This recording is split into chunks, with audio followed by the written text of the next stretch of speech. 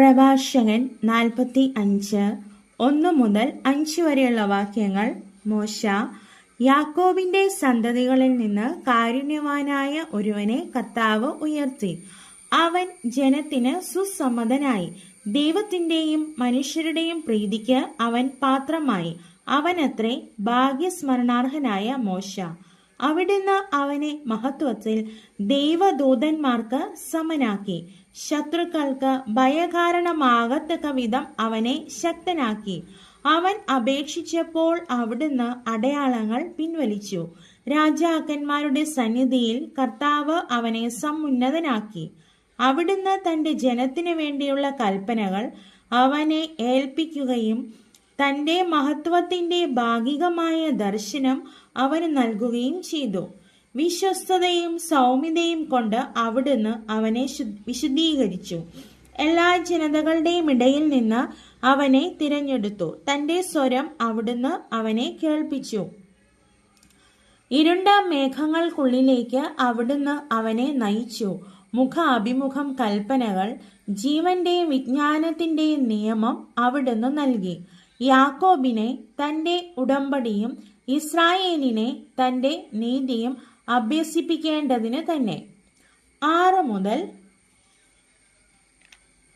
22 വരെയുള്ള വാക്യങ്ങൾ. അഹറോൻ, ലേവി ഗോത്രജനും മോശയുടെ സഹോദരനും അവനെ പോലെ തന്നെ വിശുദ്ധനുമായ അഹറോനെ അവിടുന്ന് ഉയർത്തി.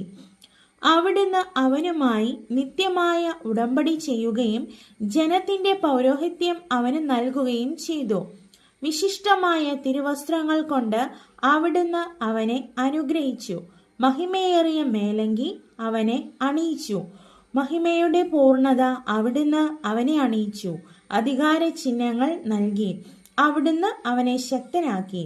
കാൽച്ചട്ടയും നീണ്ട അങ്കിയും എഫോദും അവന് നൽകി. അങ്കിക്ക് ചുറ്റും മാതള നാരങ്ങയും ദൈവാലയത്തിൽ തന്റെ ആഗമനത്തെ അറിയിക്കാൻ നടക്കുമ്പോൾ ശബ്ദമുണ്ടാകുന്ന ധാരാളം സ്വർണമണികളും തുന്നിച്ചേർത്തു. സ്വർണ, നീല, ധൂമ്രവർണം കലർന്ന ചിത്രപ്പണികളോട് കൂടിയ വിശുദ്ധ വസ്ത്രം അവിടുന്ന് അവനെ അണിയിച്ചു. ഉറിയും തുമ്മിയും എന്നിവയും അണിയിച്ചു. കരവിരുതോടെ പിരിച്ചെടുത്ത കടും ചെമപ്പ് നൂൽ ഇസ്രായേൽ ഗോത്രങ്ങളുടെ എണ്ണത്തിനനുസരിച്ച് അവരെ അനുസ്മരിപ്പിക്കാൻ സ്വർണപ്പണിക്കാരൻ മുദ്രമോതിരത്തിൽ എന്ന പോലെ ലിഖിതങ്ങൾ കൊത്തിയ രത്നങ്ങൾ പതിച്ച സ്വർണഫലകം എന്നിവ അണിയിച്ചു. അവന്റെ തലപ്പാവിൽ സ്വർണം കൊണ്ടുള്ള ഒരു കിരീടം അണിയിച്ചിരിക്കുന്നു. അതിൽ ഒരു മുദ്രയിൽ എന്ന പോലെ വിശുദ്ധി എന്ന് കൊത്തിയിരിക്കുന്നു. വിദഗ്ധന്റെ കരചാതുരി പ്രകടമാക്കുന്ന അത് നയനാനന്ദകരവും ശ്രേഷ്ഠവും അലങ്കൃതവുമാണ്. അവന്റെ കാലത്തിനു മുമ്പ് അത്ര മനോഹരമായ വസ്തുക്കൾ ഒരിക്കലും ഉണ്ടായിരുന്നിട്ടില്ല. അന്യരാരും അവ അണിഞ്ഞിട്ടില്ല. അവന്റെ മക്കളും പിൻഗാമികളും എക്കാലവും അത് ധരിച്ചു. എല്ലാ ദിവസവും 2 പ്രാവശ്യം വീതം അവന്റെ ഹോമബലി പരിപൂർണമായി ദഹിപ്പിക്കപ്പെടും. മോശ അവനെ വിശുദ്ധ തൈലം കൊണ്ട് അഭിഷേകിച്ച് നിയോഗിച്ചു. കർത്താവിനെ ശുശ്രൂഷ ചെയ്യാനും പുരോഹിത ധർമ്മം അനുഷ്ഠിക്കാനും അവിടുത്തെ നാമത്തിൽ തന്റെ ജനത്തെ ആശീർവദിക്കാനും വേണ്ടി അവനും അവന്റെ പിൻഗാമികൾക്കും ആകാശം പോലെ നിത്യമായ ഒരു ഉടമ്പടിയാണ് അത്. ജനത്തിന്റെ പാപങ്ങളുടെ പരിഹാരത്തിനു വേണ്ടി കർത്താവിന് ബലി അർപ്പിക്കുന്നതിനും സ്മരണാംശമായി കുന്തുരുക്കവും സുഗന്ധദ്രവ്യങ്ങളും അർപ്പിക്കുന്നതിനും അവിടുന്ന് അവനെ മാനവകുലത്തിൽ നിന്ന് തിരഞ്ഞെടുത്തു. തന്റെ പ്രമാണങ്ങൾ യാക്കോബിനെ പഠിപ്പിക്കുന്നതിനും തന്റെ നിയമങ്ങളാൽ ഇസ്രായേലിന് മാർഗനിർദ്ദേശം നൽകുന്നതിനും അവിടുന്ന് അവന് തന്റെ കൽപ്പനകളും നിയമങ്ങളും വിധി പ്രസ്താവിക്കാനുള്ള അധികാരവും കൊടുത്തു. ദാതാനും അബിറാമും അവരുടെ അനുയായികളും കോറഹിന്റെ സംഘവും ഉൾപ്പെട്ട അന്യഗോത്രക്കാർ കോപാക്രാന്തരായി അവനെതിരെ ഗൂഢാലോചന നടത്തുകയും മരുഭൂമിയിൽ വെച്ച് അസൂയാലുക്കളാവുകയും ചെയ്തു. കർത്താവ് ഇത് കണ്ടു കോപിച്ച് അവിടുത്തെ ക്രോധത്തിൽ അവർ നശിച്ചുപോയി.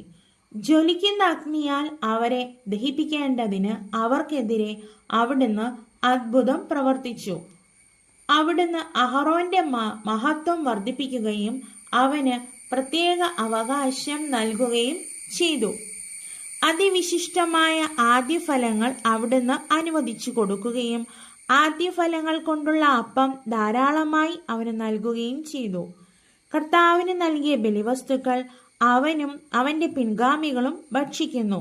എന്നാൽ ദേശത്ത് അവന് യാതൊരു അവകാശവും ഓഹരിയും ഉണ്ടായിരിക്കുകയില്ല.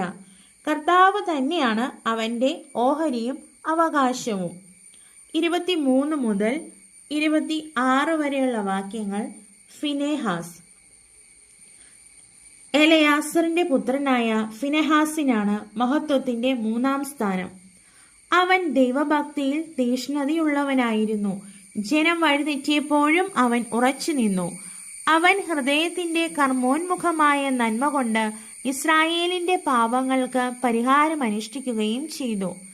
അതിനാൽ അവൻ വിശുദ്ധ സ്ഥലത്തിന്റെയും തന്റെ ജനത്തിന്റെയും നേതാവായിരിക്കുന്നതിനും അവനും അവന്റെ സന്തതികളും പൗരോഹിത്യത്തിന്റെ മഹിമ എന്നേക്കും അണിയുന്നതിനും വേണ്ടി ഒരു സമാധാന ഉടമ്പടി അവനുമായി ഉറപ്പിക്കപ്പെട്ടു. യൂദാ ഗോത്രജനായ ജസ്സയുടെ പുത്രൻ ദാവീദുമായി ഒരു ഉടമ്പടി ഉറപ്പിക്കപ്പെട്ടു. രാജാവിന്റെ പിന്തുടർച്ചാ അവകാശം അവന്റെ സന്തതികൾക്ക് മാത്രമായിരിക്കുന്നത് പോലെ അഹറോന്റെ പിന്തുടർച്ചാ അവകാശം അവന്റെ സന്തതികൾക്കാണ്. തന്റെ ജനത്തെ നീതിപൂർവം വിധിക്കുന്നതിന് കർത്താവ് നിന്റെ ഹൃദയത്തെ ജ്ഞാനം കൊണ്ട് നിറയ്ക്കട്ടെ. അങ്ങനെ അവരുടെ ഐശ്വര്യം നശിക്കാതിരിക്കുകയും മഹത്വം തലമുറകൾ തോറും നിലനിൽക്കുകയും ചെയ്യട്ടെ.